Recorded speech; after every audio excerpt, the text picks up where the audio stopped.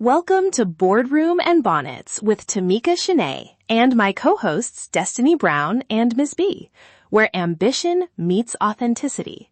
From corporate life and entrepreneurship to motherhood, healing, and real-life conversations, this is your space to grow, laugh, learn, and keep it real. So grab your coffee or your bonnet and let's get into it. Quick scene for you. Picture a mid-level manager who just accepted a small freelance contract, quietly taking one client call a week from her dining table, testing the product market fit, while still leading Monday meetings at work. No dramatic resignation, no viral post, just careful tests and steady paychecks. Can you make that pivot without a public goodbye? Today we're saying yes, if you plan it like a project, protect your reputation, and bring your people along thoughtfully. We promise 3 practical frameworks you can start this week to build a soft exit: readiness diagnostics, runway plus micro experiments, and reputation first transition tactics. By the end, you'll have steps for the next 7, 30, and 90 days. No fireworks, just forward motion. And we'll layer in the CEO perspective: what to document, when to involve legal or HR, and how to keep your household steady while you experiment. This is about dignity, not drama. Section 1. Readiness Audit. Before you do anything flashy, we want you to treat a pivot like a program audit. Start by asking, is this ambition, avoidance, or need? Are you running toward a vision, running from burnout, or reacting to a life change that mandates new work? That diagnosis changes everything. I do a values check first.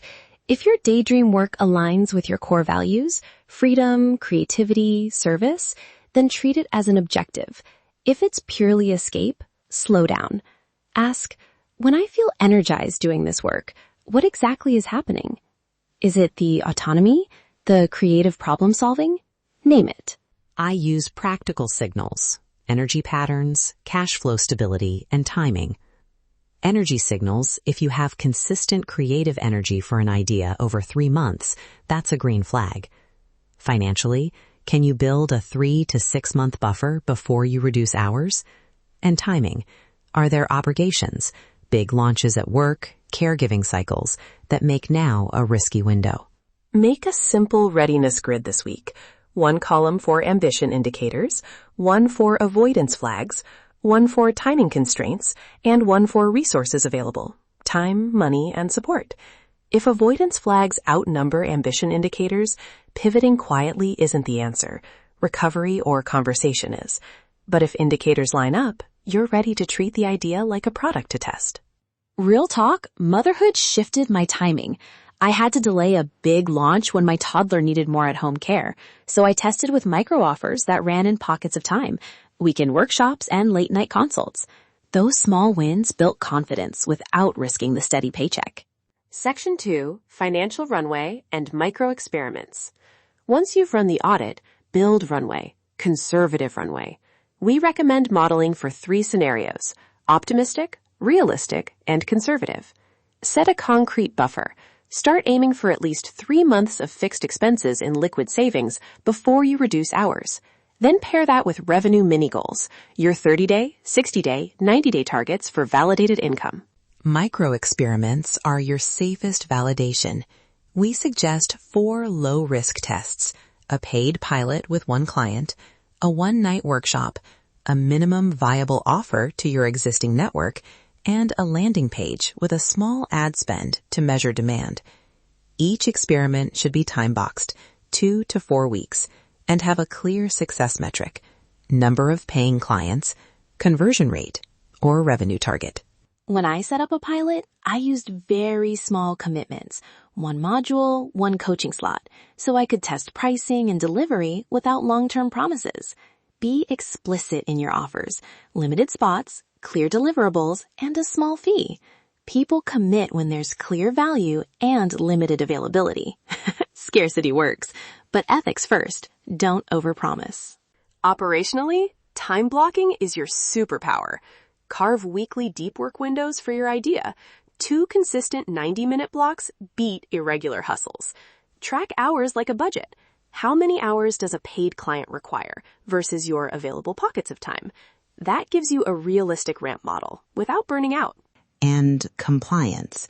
Check your employment contract for moonlighting policies, non-competes, or IP clauses.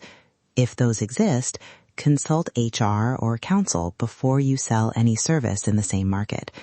Keep records of separate clients and separate systems. The last thing you want is a conflict that damages your reputation. Section 3. Reputation, family, and mental prep. The difference between a soft exit and a messy one is how you handle people.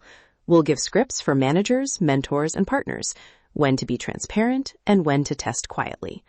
Also, household alignment is non-negotiable. Share the plan, the timeline, and the backup financials with your partner or primary support person before you reduce income. Manager's script when you're ready to be transparent.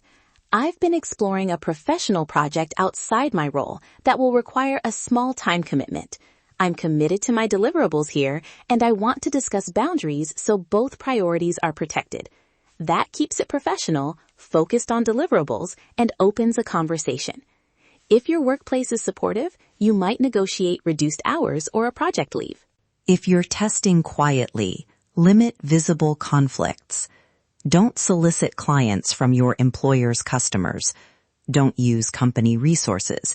And keep your side work on separate devices and accounts. Document your hours and invoices in a way that's auditable and separate. That preserves your reputation and keeps future references clean.